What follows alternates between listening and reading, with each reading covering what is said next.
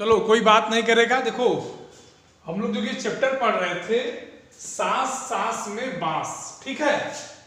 तो इसमें हम लोगों ने क्या पढ़ा था अब तक? इसमें हम लोगों ने पढ़ा था बांस के बारे में। आपको याद होगा मैंने पढ़ा था कि बांस के उपयोग क्या क्या है और अधिकतर कहाँ के लोग बांस का उपयोग करते हैं। तो हम लोगों ने देखा था कि नागालैंड के जो लोग हैं वो लोग बांस का अधिक से अधिक उपयोग करते हैं। क्या क्या उनकी आवश्यकताएं हैं, फिर और किन किन राज्यों के लोग, जैसे असम राज्य के बारे में भी बताया गया था कि वहां के लोग बांस से मछली पकड़ने का जाल भी बनाते हैं, ठीक। और फिर वो ये बताया गया था कि किस किस महीने में जो है बांस के लिए वो लोग इतना मेहनत करते हैं, कब किस किस महीने में उनको बांस आसानी से उपलब्ध हो जाती है।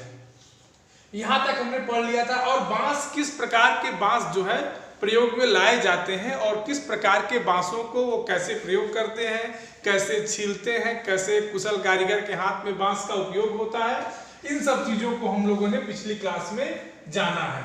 आज जो हम जानेंगे बेटा उसमें हम ये देखेंगे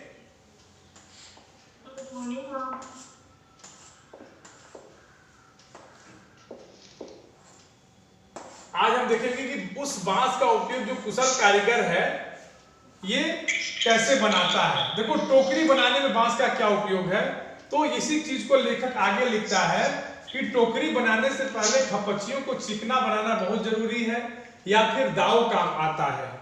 खपच्ची बाएं हाथ में होती है और दाव हाथ में, दाव का धारदार सिरा खपच्ची को दबाए रहता है, जबकि तर्जनी दाव के एकदम नीचे होती है। इस स्थिति में बाएं हाथ से खपच्ची को बाहर की ओर खींचा जाता है। इस दौरान दायां अंगूठा दाव को अंदर की ओर दबाता है और दाव खपाची पर दबाव डालता है, बनाते हुए घिसाई करता है जब तक खपाची एकदम चिकनी नहीं हो जाती। यह प्रक्रिया दोहराई जाती है। इसके बाद होती है खपाचियों की रंगाई। इसके लिए ज्यादातर गुड़हल, इमली के पत्तियों आदि का प्रयोग किया जाता है। काले रंग के लिए उन्हें आम की छाल में लपेटकर कुछ दिनों के लिए मिट्टी में दबाकर रखा जाता है। अब देखो इस पैराग्राफ में जो लेखक ने बताया है यहां हम लिख देते हैं टोकरी बनाने की विधि। एक कुशल कारीगर टोकरी को कैसे बनाता है, तो यहां हम लिख देते हैं कि इस पैराग्राफ में बताया गया है क्या, टोकरी बनाने की विधि। बात समझ में आ रही है? बोलिए। और एक कुशल कारीगर कैसे बनाता है और खपाचियों का कैसे कैसे प्रयोग करता है और उनको रंगने के लिए क्या करता है, वो रंग नहीं लगाता है बल्कि गुड़हल और इमली की पत्तियों का उपयोग करके उनसे रंग बनाता है। और जब उसको काले रंग की आवश्यकता पड़ती है तब वो क्या करता है कि आम के पेड़ के जो छाल होते हैं ना उनसे वो काले रंग को बना लेता है, ठीक। बात समझ में आ गई? बोलिए। कहते हैं कि बांस की बुनाई वैसे ही होती है जैसे और बुनाई। पहले खपाचियों को चित्र में दिखाए तरीके से आड़ा तिरछा रखा जाता है, फिर बाने को बारी बारी से ताने के ऊपर नीचे किया जाता है। इससे चेक डिजाइन बनता है पलंग की निवाड़ की बुनाई की तरह, ठीक है। अब देखो क्या इसमें क्या बताते हैं। कहते हैं कि बांस की बुनाई वैसे होती है जैसे और बुनाई मतलब आप लोगों ने स्वेटर देखा होगा, स्वेटर हमेशा देखा बेटा इस रूप में बुना जाता है, ये इस फॉर्म में। तो उसी तरह जब हमारी टोकरी बनती है तो आप लोगों ने ध्यान दें टोकरी की अगर ये स्टाइल होती है, ये साइज होती है, तो इसमें बांस इस तरह के लगे होते हैं और इस पे ये चेक, जो ये चेक कहने का मतलब है ना, ये चेक मतलब ये मतलब दो के बीच में एक खाना, इसी को चेक बोलते हैं। कहते हैं कि इसी तरह से बांस की बुनाई होती है जैसे अन्य चीजों की बुनाई होती है। ये कौन कहता है? लेखक कहता है। कहते हैं कि पलंग की निवाड़, पलंग आप लोग जानते हैं जिसको आप लोग बेड कहते हैं। पहले आज के 20 साल पहले जो बेड बनते थे वो कपड़े के बनते थे, उसमें मोटे मोटे कपड़े लगा के इस तरह से उसमें निवाड़ डाले जाते थे, ठीक है बेटा। जैसे आजकल चारपाई बनती है उसी तरह से पहले मोटे कपड़े से पलंग बनाए जाते थे। तो कहते हैं कि जिस तरह से इनकी बुनाई होती है, जिस तरह से टोकरी की बुनाई होती है, ठीक उसी तरह बांस की बुनाई होती है। यहां तक क्लियर? किसी को कोई दिक्कत? कहते हैं कि ट्विल बनाना हो तो हर एक बाना 2 या 3 तानों के ऊपर और नीचे से जाता है। इससे कई सारे डिजाइन बनाए जा सकते हैं। ट्विल माने किसी चीज को दोहराना। कहते हैं ट्विल बुनना हो तो हर एक बाना 2 या 3 तानों के ऊपर नीचे से जाता है। ट्विल बने ऐसे देखो, ये अब इस पे 3 लाना है हमको, ये ट्विल हमारा है, ठीक है, ये ट्विल है।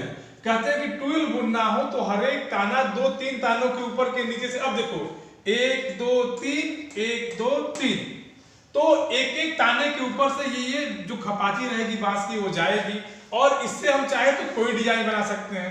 मान लो आपको बांस की ये टोकरी ऐसे बनानी है, इसमें हमने 3 ले लिए, अब 3 लेयर ऐसे ऐसे बना दो, कितनी डिजाइन इसमें बन जाएंगी। हमेशा आपको इस तरह की डिजाइन दिखेगी, ऊपर नीचे, इस तरह के जो ट्विल आएंगे ये डिजाइन इससे बनाए जाते थे, बांस से। और बनाता कौन था? जो उत्तर पूर्वी राज्य के लोग। उत्तर पूर्वी राज्य कहने के लेखा का मतलब क्या है कि जो नागा माने नागालैंड। यहां तक बात समझ में आ गई? बोलिए।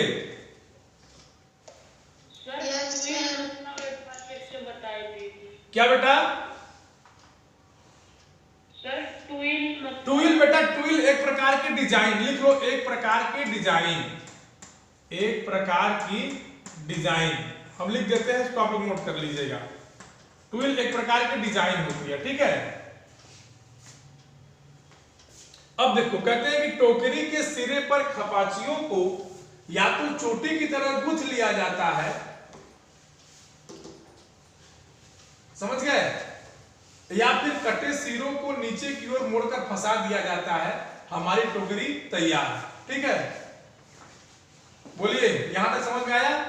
तो कुल मिला जुला के बांस का हमारे जीवन में क्या उपयोग है, हमारे जीवन में बांस के क्या मूल्य है, इस निबंध के माध्यम से, इस कहानी के माध्यम से लेखक ने हमको यही बताना चाहा है। बोलो बेटा, किसी कोई प्रॉब्लम? कहते हैं कि टोकरी के सिरों पर कहते हैं कि टोकरी के सिर पर खपाचियों को या तो चोटी की तरह गूंथ लिया जाता है या फिर कटे सिरों को नीचे की ओर मोड़कर फंसा दिया जाता है। कुल मिला जुला के ये जानो कि टोकरी बनाने की जो विधि होती है ना, उसी के बारे में लेखक ने बताया है, ठीक है। और कहते हैं कि लो हमारी टोकरी तैयार, चाहो तो बेचो या घर पर ही काम में ले लो। मतलब कि कुल मिला जुला के कि बांस का हमारे जीवन में क्या महत्व है, कैसे बांस को हम प्रयोग करेंगे। तो इस पाठ के माध्यम से लेखक ने हमें बांस, जो समाज में जिसको लोग नहीं मानते हैं, जैसे अन्य वृक्षों की अपेक्षा बांस की तुलना कम होती है, बांस को महत्व कम दिया जाता है, तो लेखक ने इस पाठ के माध्यम से बांस वृक्ष को या बांस झाड़ी को महत्व प्रदान करने का संपूर्ण प्रयास किया है। ठीक है बेटा, बात समझ में आ गई? बोलो। इस पूरे पाठ में आप देखो, हाँ, इस पूरे पाठ में आप देखोगे तो आपको पूरे पाठ में बांस के क्या क्या उपयोग है, बांस से कैसे क्या चीजें हो सकती हैं, बांस का उपयोग किन राज्यों को लोग अधिकतर करते हैं, कैसे करते हैं, ये सब बेटा जो चीजें हैं, ठीक है ना, इसमें इस पाठ में बताया गया है। इस पाठ के जो मूल लेखक है वो है एलेक्स एम जॉर्ज, और इस पाठ को हिंदी में अनुवाद किसने किया है? शीर्ष अवलोक ने। बात समझ में आ गई? इस पाठ में किसी को कोई दिक्कत किसी भी पैराग्राफ में बताओ? इस पाठ में किसी को किसी पैराग्राफ में कोई दिक्कत? बोलिए, ध्यान से देख लीजिए, कोई भी ऐसा पैराग्राफ हो जहां जिसको जो दिक्कत हो बता दे।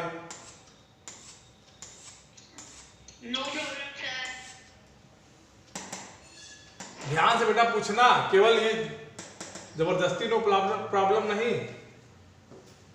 आप एक बार ध्यान से देख लीजिए।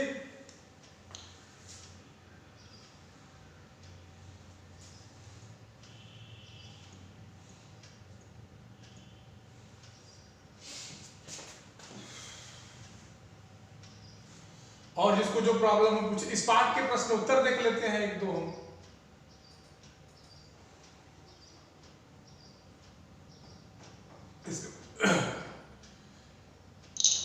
इसमें अभ्यास प्रश्न लगता है नहीं दिए हैं। अभ्यास प्रश्न आप लोग को हम भेज देंगे, ठीक है, आज हम भेज देंगे, आप लोग कर लीजिएगा, ठीक है। एक बार आप लोग देख लीजिए, जहां दिक्कत जहां दिक्कत परेशानी हो पूछ लो, इस पार्ट में जहां भी दिक्कत आपको लगती है आप हमसे पूछ लीजिए। ये जान लो कि इस पूरे पाठ में बांस के बारे में बताया गया है, बांस की हमारे जीवन में क्या महत्ता है, और जिन जगहों पर बांस अधिक मात्रा में होता है वहां लोग बांस का प्रयोग कैसे करते हैं, चाहे नागालैंड के लोग हों चाहे उत्तर पूर्वी भारत के लोग हों, इन लोगों के बीच में जो प्रयोग होता है, ठीक है ना, उसके क्या उपयोग है आप इस बात को समझ लीजिए। बात समझ में आ गई? बोलिए। यस। हाँ, तो जो भी प्रॉब्लम हो आप पूछ लीजिए, अभी आपके पास समय है, ये चैप्टर आपके सामने खुला है। ठीक, ओके।